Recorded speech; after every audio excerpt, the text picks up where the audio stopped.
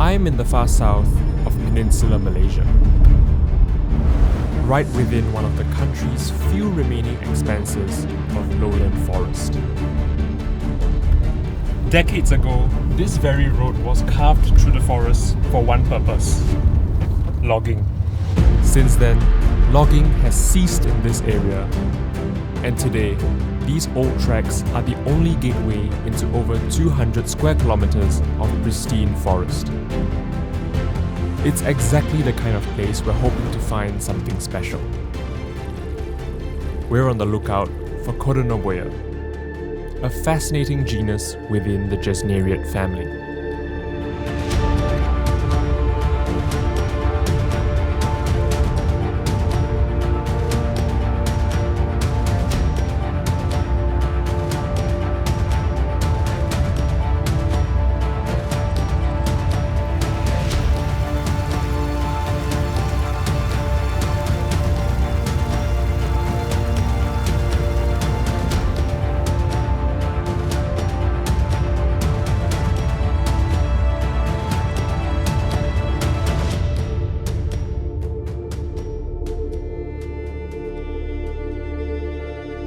Peninsular Malaysia is home to nearly 70% of the world's known Codonoboea species, making it the global epicenter of diversity for the genus.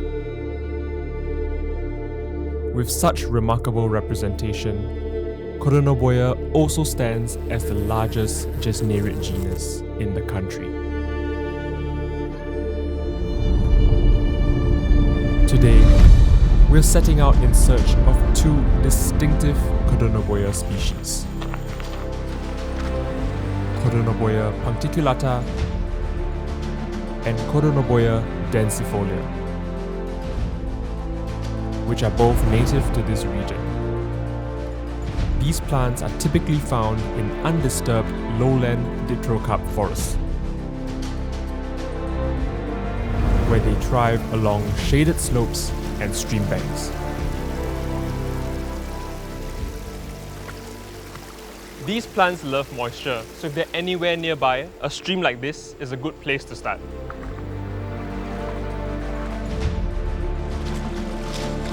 Most Codonoboea species grow in soils derived from granite, sandstone, or quartz, but interestingly, they are absent from limestone environments. These are true understory specialists, adapted to the humid, shaded conditions beneath a mature canopy. In environments like this, moisture is only part of the equation. Just as important is the shade.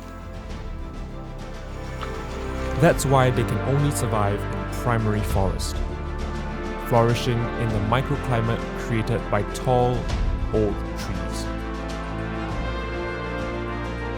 Primary forests are critical for the survival of countless species.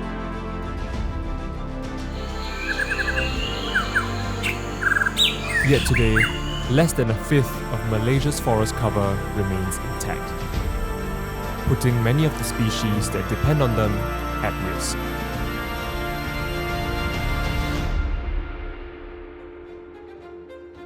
In tropical forests like this, heavy rains can quickly saturate the ground.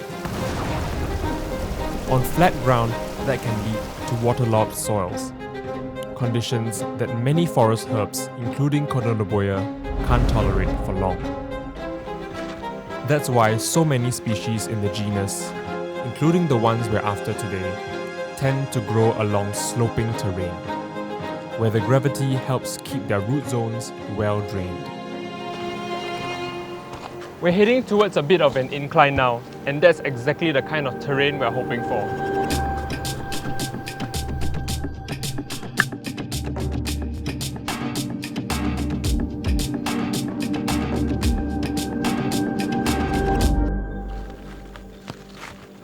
And here it is, Codonoboea puncticulata, growing on the side of a massive boulder, with its pale lavender flowers.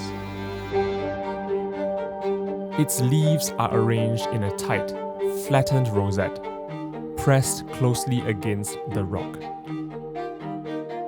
It may look simple, but this is a remarkably effective design.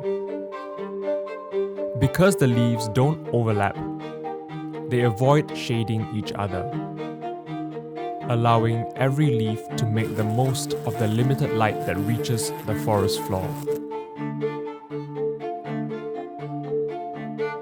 Its compact, low profile also helps keep the plant free of debris.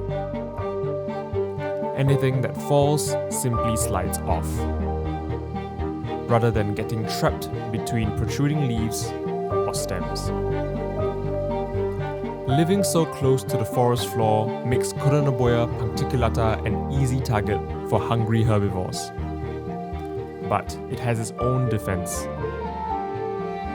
tiny surface hairs called trichomes.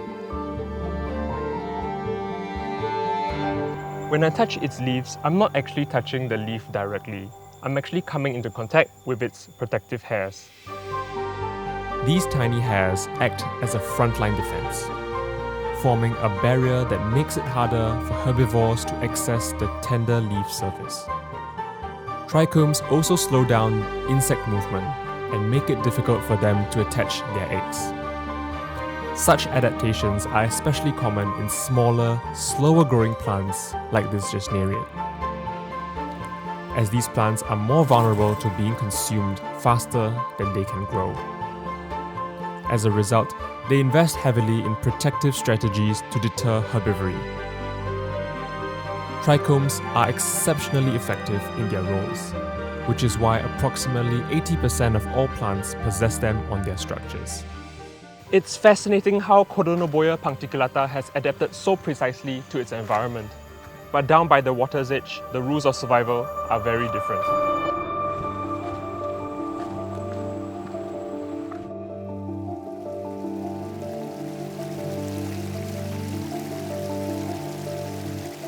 If it were not for its distinctive, bell-shaped flowers, you would not even recognize this as a Gesneriad. This is Codonoboea densifolia. Right away, you'll notice how different it looks from the species we saw earlier, even though they belong to the same genus. It has thick, smooth, streamlined leaves and tall, slender stems. That's because this plant is a rheophyte, a plant specially adapted to survive along fast-flowing rivers and streams. To truly appreciate these adaptations, you'll need to see it during a downpour.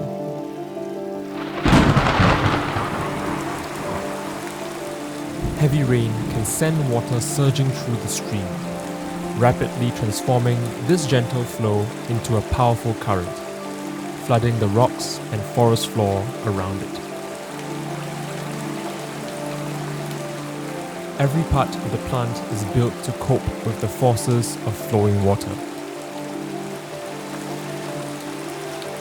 The streamlined leaves reduce drag, helping prevent damage from strong currents. Its tall, flexible stems bend and sway with the flow, staying anchored without breaking.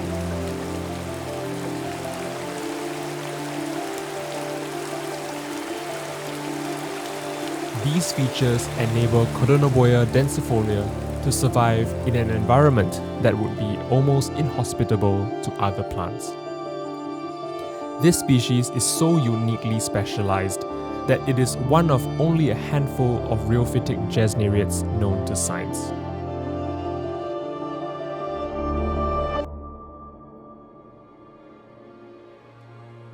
Both Codonoboea densifolia and Codonoboea puncticulata have distributions along the eastern side of Peninsular Malaysia, in states like Terengganu, Pahang, and Johor. Codonoboea puncticulata was once recorded as far south as Singapore, but habitat loss from urban development has led to its local extinction there. Forest-dependent species like these are always at risk from development. But for now, the populations we've encountered growing deep within this forest, once earmarked for logging, are now protected. and here at least they'll remain safe. While Codonoboea still clings to the slopes and stream banks of Peninsular Malaysia, their future depends on how well we continue to protect the habitats they call home.